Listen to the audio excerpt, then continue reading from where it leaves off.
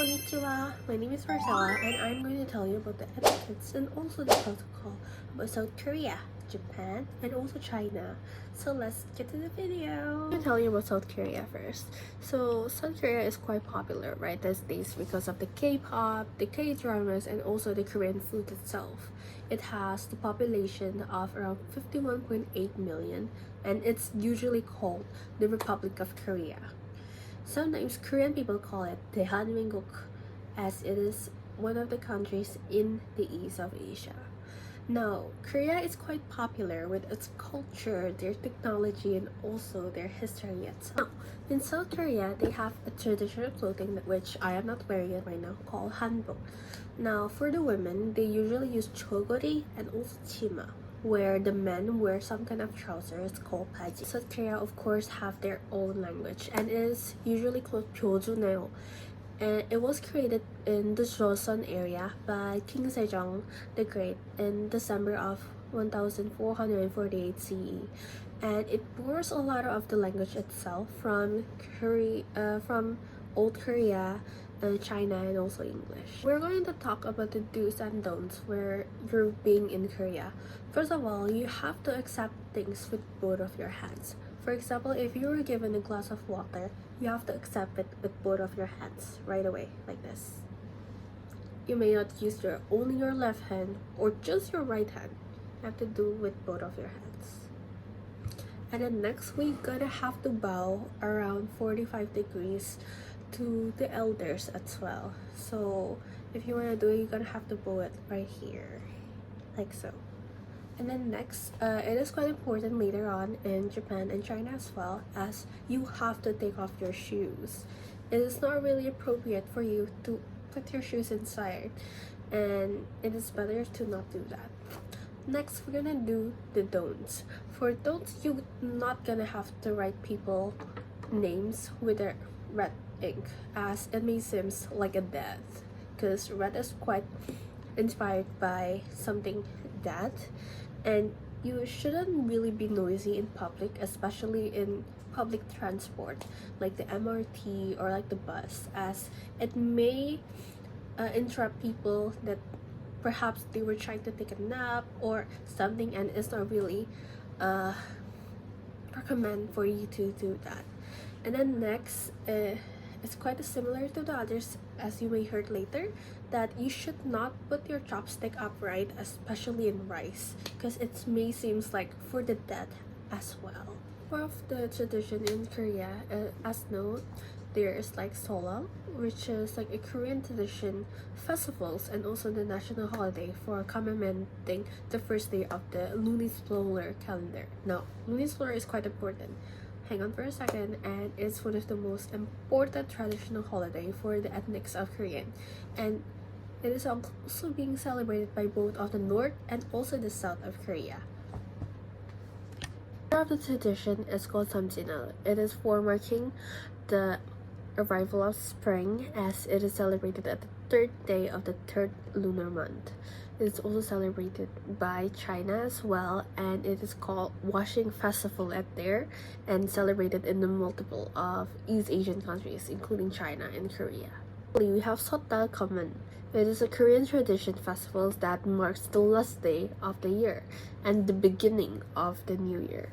It is celebrated for driving away evil spirits, the preparation for the next day of the year, and paying off debts. So Seotdal Common is one of the several tradition Korean festival that is also related to the New Year, along with the Seollal and the Korean New Year.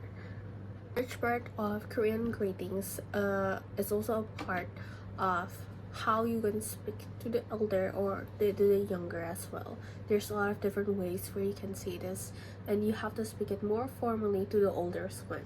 So for example, if I talk to you as someone of the same age, I could say 안녕하세요 or like 안녕, like a more slim way. But if you talk to someone with much more older, a lot more senior, you can say something like 안녕하십니까, like so.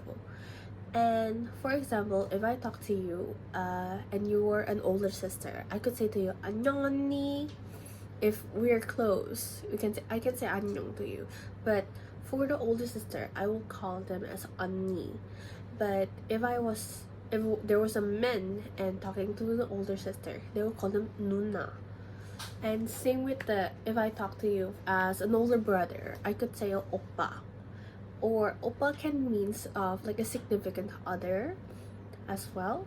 Or if I talk to someone like someone younger, I could say to them like 동생. 동생 is like someone's more younger than us. I'm gonna show you the etiquette while eating. There are a lot of customs in Korea, as well as they will always have something called kimchi.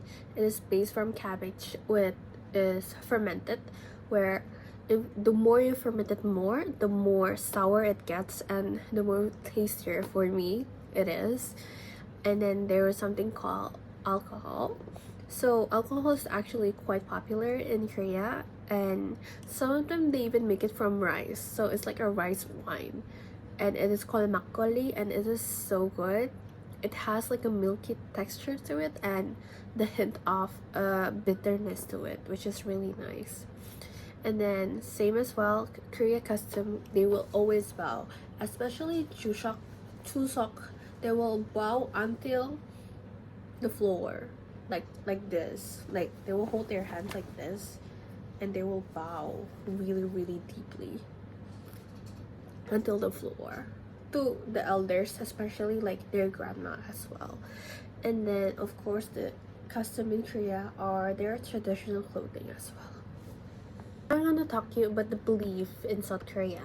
So in South Korea, Buddhism is also a significant part of the South Korea culture, and it always has been actually, and it was introduced to the Korean peninsula from China in the 4th century of CE.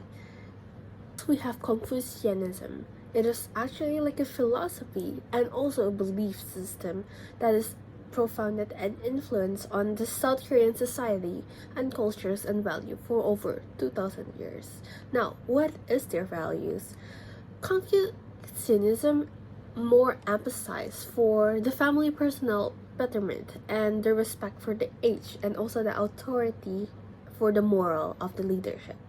These values are very high regarded in the Korean society today, as a part of the culture is so much based for the respect of age. So we have this thing called shamanism. In Korea, shamanism is also known as musok, and it is a native Korean religion that involves a communication with the spirits and also the ancestor. Now, Korean shamanism is like a polytheistic religion, so it involves the belief of a lot of gods watching over the creation and also the human affair as well. So some of you may know a little bit about shamanism from this really new movie called Exuma. Now, they even have a real life Sajam helping the actresses and the actor. And fun fact, a spirit was actually like come when they did the shamanism, which is quite interesting. And if you wanted to know more about shamanism, it's quite a really good movie recommendation for you to watch. And next we're gonna talk about the most popular religion there is in South Korea, and it is of course Christianity. Now, Christianity has really grown significantly in South Korea over the last century, and around 20% of the population of South Korea is Christian. And picking up food, drinking, eating, the elders will be the first to do it all. So your eating pace in Korea is also something that is something that you need. Now we're gonna talk about Japan, as what is Hayao. Japan is a country, of course, in East Asia, and it's located in the Pacific Ocean off the north coast of the Asia mainland. Now, it is bordered by the west of the sea in Japan and extends to the Sea of Oxus in the north to the East Asia. Now, Japanese archipelago has 4 major islands, which is Hokkaido, Honshu, Shikoku, and Kyushu. Now, 1,000 of other islands are as well in Japan, and the population of Japan has almost 124 millions as of 2024, which is quite huge, and it's the 11th most populous country in the world. Its capital and largest city is called Tokyo, as you all may know, and the Greater Tokyo area has the largest metropolitan area in the world, with more than 38 million inhabitants as of 2016. Now, I'm gonna tell you about the Japanese language. Now, Japanese language, or you can call it as Nihongo, is the primary language and spoken in Japan. It is known for its amazing unique writing systems and its cultural richness. Now, a few keys into the Japanese language, there is something called kanji, and kanji is used together for like a single sentences, and it is adapted from the Chinese characters and often mixed with something like using for like nouns, verb, and also adjective. And then next we have something called hiragana. It is a phonic script used for the grammars, particles, and the verb endings as the native Japan. And the last one we have katakana. It is also another phonetic script, but it's sometimes used for like a foreign words, something that is not available in Japan. So something like more English, as it is like no words for it. Now I'm gonna tell you about the greetings in Japan. Now, first of all, in the introduction, I have been saying to you something called konnichiwa. Now, what is konnichiwa? It is called something hello for good afternoon. And the greetings in Japan can be used in almost any of the situation there is. And it's even considered as one of the most formal greetings in Japanese. However, since it means good afternoon, it is best to use it during the day. And then now, next we have something called Ohayo gozaimasu. It's something you would say for good morning. Quite similar to Ohayo, but for good morning. And then next we have something called konbawa. It is for saying good evening.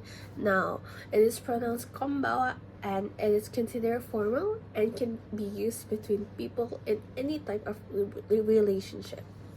And then the last thing for good night, we can say oyasumi nasai. Now, it is quite a nice way to tell someone that you're going to sleep, or it's usually directly translated, which means go take your rest, or you can also say it something for the informal verbs. So we have the greetings, something called sumimasen. Now, what does sumimasen means? It is a praise for saying excuse me or I'm sorry, depending on the situation, and it also can be used in the formal settings. So sometimes if the bus is crowded and if you want to get past them, you can say like sumimasen. And then the last thing that I'm gonna teach you is called tadaima or okaeri. Now, tadaima is for saying if you have coming back to your family home and you just coming back from like school or something, you can say tadaima. It means saying like I'm home, and then the person inside could say okaeri. So it's something like, oh, welcome home. Now, you must be wondering, what am I wearing these days? Now, for now, I have been wearing a kimono. Now, what is a kimono? Kimono is like a long robe, as you can see here. A quite big long robe, where it is using with a wide sleeve as so. It is actually really big, and there's really a huge gap right here. And I could put like a lipstick in, or something like a claw clip inside, because how huge it is, like so. And then after that, you can there's like an obi. This is called an obi right here. It is wrapped around my waist, and there could be also like an ornament to it as well. Now, kimono is like can be made from like silk, cotton, or like a synthetic fabric. Now, this one has like a floral kind of pattern. It is really beautiful, like so. And then there's also, you can wear some hair accessories to it as well. Now, what kind of occasion can you wear a kimono to? Now,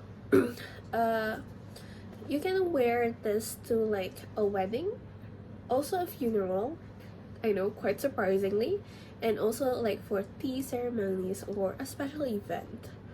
Now, the varieties of kimono, there are two of them, which is called furisode and tomosode.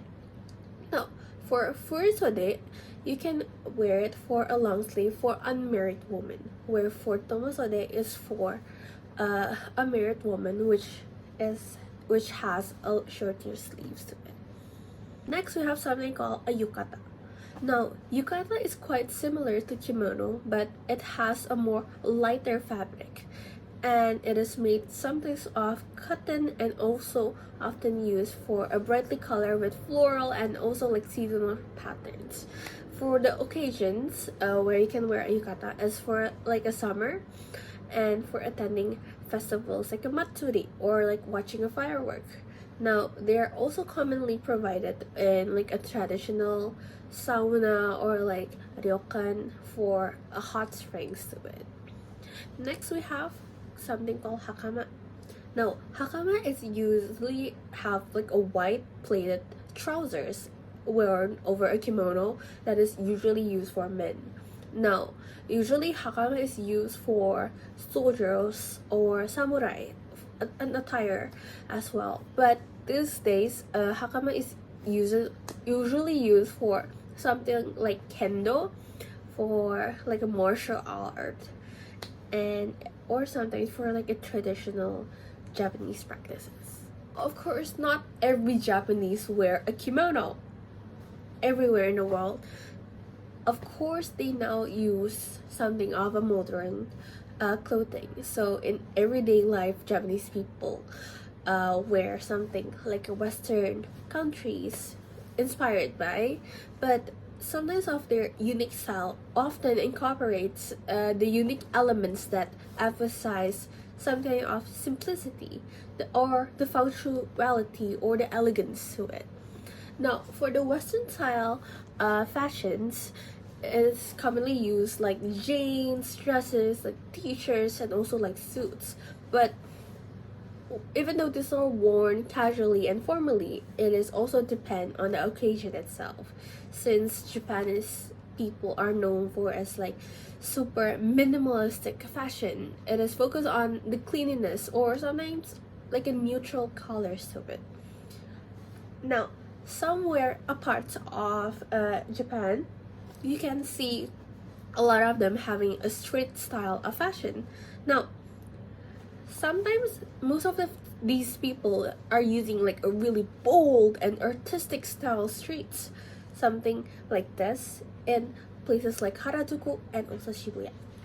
Most of the styles are included something like called gyaru. Now, what is gyaru? Gyaru has like something inspired by the Americans, and it has like a glamorous, like a colorful, with like a heavy type of makeup and some dramatic hairstyles. So most of these gyarus, they will wear like a blonde wigs and like accentuate the big of the eyes like this, and it is like super, for me it's like a really cool type of makeup that I would love to try it someday. Next, we have something called Lolita. Now, Lolita fashion is inspired by the Victorian and the Rococo aesthetics. It features like a frilly kind of dresses with like accessories, like a huge accessories, necklace, bracelet, and so many other things. Next, we have something called techwear, where it is more of like a futuristic type of style and incorporating the utility belt or like a weatherproof materials. And then next, we're gonna talk about the seasonal wear. Now, Japan's have 4 distinct seasons, as we all know, and the clothing choices often reflect to the weather as well, to the traditional customs. Now, for winter, of course, it is super cold. People wear something like with a warm layer with wool coats, thermal leggings, with scarf, gloves, and also boots. Now, for the kimono accessories that they wear, people may wear like a thicker kimonos undergarments called nagatupan, and they might carry a hand warmers or wear something like called a hawari jacket. So it's like another layer of jackets. Now, for summer, like a yukata is really hot, so they will wear something more breathable with fabrics like the cotton or linen. And then many people will wear this yukata to like summer festivals while enjoying the outdoor activities. And then for something like spring or autumn, it's quite similar, as it's kind of cold, but it's not that freezing type of winter. So they would just wear something like a cardigan with something like a light jackets with dresses are quite common. And something like in the cherry blossom seasons in spring, where they will wear something with the pastel colors, while in the autumn they will wear something more of the earthier tones. Now for Japanese office people, for the office attire known as like business suits, both men and a woman will wear something of a formal clothing. Now men typically will wear something of the dark suits with ties to it, and women may wear something like a skirt. So now I'm going to show you the way Japanese people eat. Now before everything, I'm going to teach you a simple table manners that most Japanese people do. First of all, it's not leaving any of your meal. So not leaving any your meal as much as possible. It is advised to not waste most of the food before leaving the table, since Japan is surrounded by islands. By 70% of the islands is surrounded by mountains, and most of them have like huge earthquakes, typhoons, and also some kind of volcano eruption. So food are scarce, and Japanese people always have trouble trying to secure enough food for them to eat. And this is how something called motanai, which is meaning something like don't waste anything or use everything with care. It really grew deeply in the Japanese culture. So if you eat everything in your plate, it will show the respect for whoever prepare your meal. And second of all is when to and when to not sounding while eating. Now, since Japan is quite famous for the slurping of noodles, and many people believe that Japanese people slurp everything that they eat, which is not true, because not only they only slurp something with warm liquids such as like udon or like ramen, and something like tea as well. So in Japan, the purpose of slurping is to eat the noodles quickly in order to eat it in the best condition as much as possible. So you don't have to make sounds if you don't want to, and especially you should not make sounds when you're eating pasta. And then third of all, is how you hold bowls. Like what I just said, in South Korea, when you order Japanese food or like a set meals, many of the restaurants will serve you bowls for the rice or like the miso soup. So you should use both of your hands while eating, like this. And when the eaten are light enough to be held with one hand, it should be held like light enough when you can hold it with one of your hand. So do not forcefully lifting like a large bowl, like a ramen bowl. That is like quite big, so you shouldn't do this. Just something where you can actually hold it with one of your hands. Because in Japan, the reason why we must hold small bowls is because we don't have to bring our head down to eat. Because this could call as something like a dog eating. I know, that's not really nice to hear. And then fourth of all, I'm gonna tell you about table manners is when you're eating, you have to keep your elbows off the tables, like there. Like when you're eating, this should not hit the table. Nuh-uh. Why so? Because it's simply because when the elbows are in your tables, it makes you have like an arrogant attitude. Like, you shouldn't do that. So if you keep your elbows off, it may seem like you have a really good posture when you're eating, like so, which definitely will make you a lot more elegant. And the last thing is for Japanese people is to press your hand together before you eat the meal. It is to show the respect to the food and to the people who have prepared the meal. So if this is, for example, your meal, I'll put it right in front of here. You're gonna press your hand together and say "itadakimasu." It means I will enjoy the food. And after the meal, you can say "고생하셨습니다," which means this was a great meal, in the most polite way where you can say it. So I'm gonna tell you about the do's and don'ts when you are in Japan. Now, first of all, in Japan, there's this thing called a money tray. So money tray is something you use where you can give your money to the cashier with cash, but you put it in the tray and you give it to the cashier. Why so? It's to avoid holding hands with the cashier, where it could seem like an uncomfortable things to it, where you could brush into each other or even preventing any change to spill. And second of all, in Japan, tipping is not a part of the culture. When you try to tip someone in Japan, it might seem something rude. Why? Because it may seem like you're against their service, since Japan believe good service is part of the experience, whether it's like dining at a restaurant or like riding a taxi. So it is not advised to give them tips. And third of all, we're gonna talk about bowing again. Yes, bowing is quite important in Japan as well, as it's one of the strongest culture in Japan, where you might even see like a battle to give like the longest bow to one another, and it is shown to having a sign of respect for one another. And fourth of all, we're gonna talk about rubbish bins. So if you've been to Japan before, it might seem like one of the hardest thing to find is rubbish bins. Like, you can't really find any rubbish bin out in the open in the public. So beware before you go and search for the bins.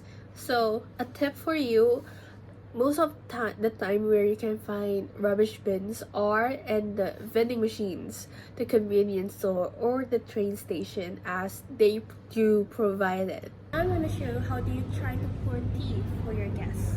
First of all, you're going to hold it with your left hand, like so, and then hold the top and pour it like this.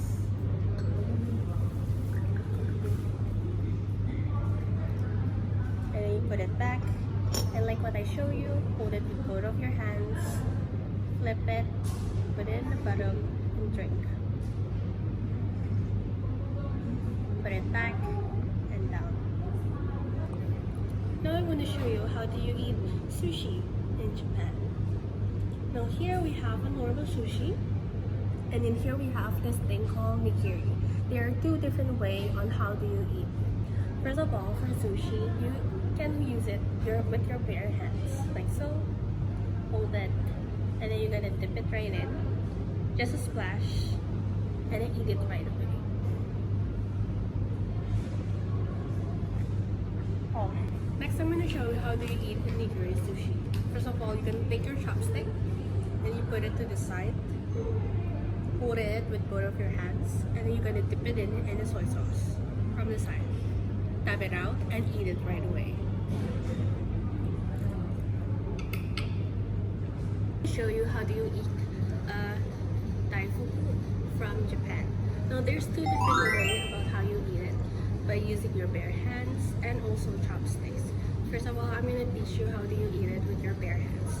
You're gonna take it like so, and you don't pull the Thai food bowl. You're gonna eat it slowly in your mouth in one bite.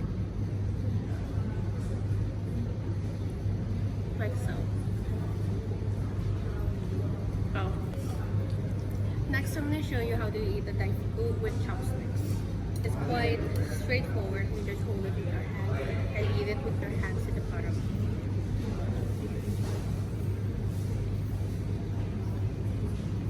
In Japanese tradition, there's a lot of things where you can do, and something you can do is something called hanami, which is like a cherry blossom viewing. So in spring, people gather together under the cherry blossom while doing like a picnic to enjoy the beauty of the trees, and often with like foods and drinks as well. And then next, we have in the summer, we can do something called an obon festivals, as it's something of the family to honor the spirits of the ancestors through the ritual on like a cleaning graves to the lighting lanterns. And then next, most of the like you can do something with the kimono is something called a tea ceremony, or you can call it a chanayu. It is a formal ritual that is focuses on the preparation and the appreciation of matcha, which is something I really love. Now I'm going to tell you about the belief that Japanese people have. Now, first of all, there's something called a Shinto belief.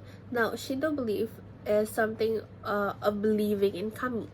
Kami is something called for God or for like the spirits. Now, Shinto emphasizes of the worship of kami, which are the spirits and the deities found in the natural element of the mountain, river, and also trees. And it's to show the purity and the cleanliness and the purification that are essential, which symbolize the removal of the impurities and also maintaining the harmonies itself. And second, we have something called Buddhism. And as it has been introduced from China and Korea as well, Buddhism focuses on the cycle of life and the death and also the rebirth. So something of the recreational. And in Buddhism in particular, emphasize for the meditation, simplicity, and also the mindfulness. And then the third one, we have Confucian.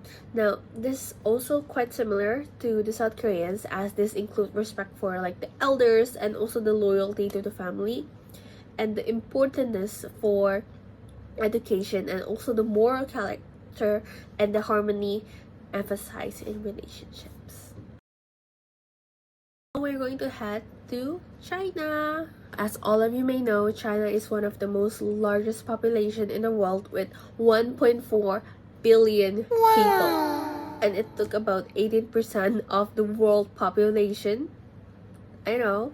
And the capital city of China is called Beijing, which is having like a really rich history of the diverse culture and so many interesting facts behind it.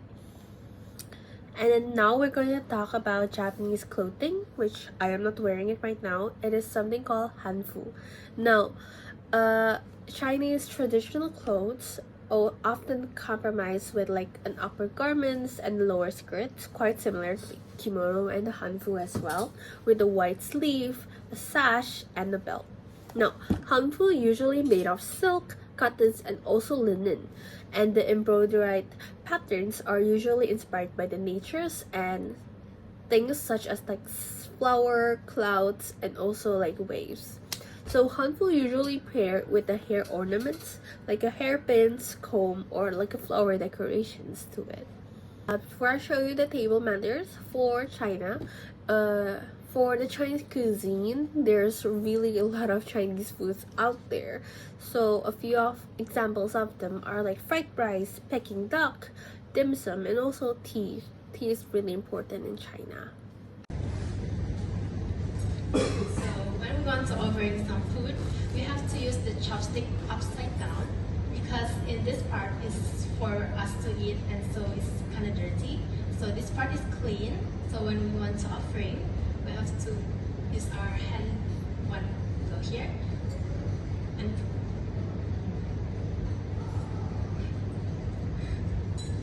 for pouring the drink, you have to do, and do it slowly.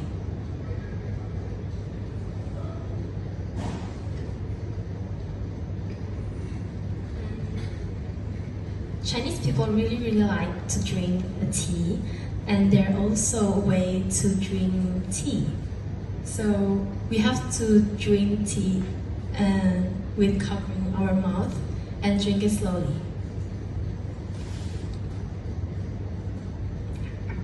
Tell you about the do's and also the don'ts in China. Now, the do's are you have to always respect elders, like in the other countries as well, and using both of your hands when giving or receiving something. Remember, and you have to follow the chopsticks etiquettes. So you shouldn't like put your chopstick upright in the rice like the Korea as well. And also you have to learn some basic phrases in China if you ever gonna go to China. And the don'ts you should never ever do is point with your finger. that is like something super rude and you shouldn't do. Nuh-uh. And you couldn't refuse a toast. So if you went with your like seniors, you shouldn't ever refuse a toast. And you should never give like a clocks, white flower, and also sharp objects as a gift. Why so? Because for clocks, if you give it, for example, to your friends, it may seems like, oh, your time is gonna be over soon. So look at the time, and that is quite rude.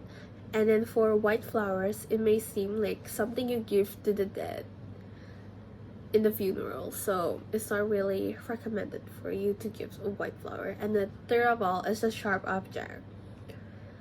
Why would you give a sharp object to someone as a gift? It could be really dangerous, so it's not recommended for that. Now for greetings, Chinese people always greet each other with respect.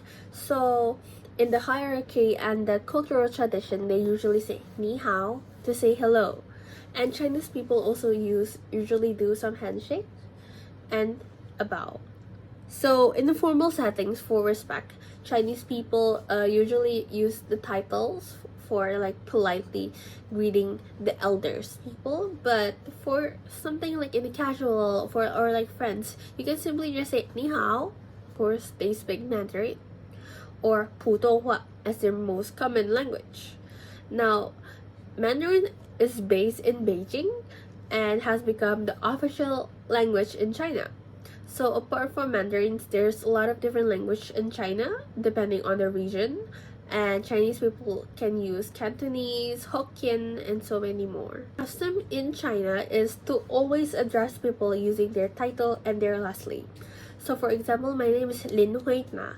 So Lin is my surname or my family name, and Huina is my second and last name.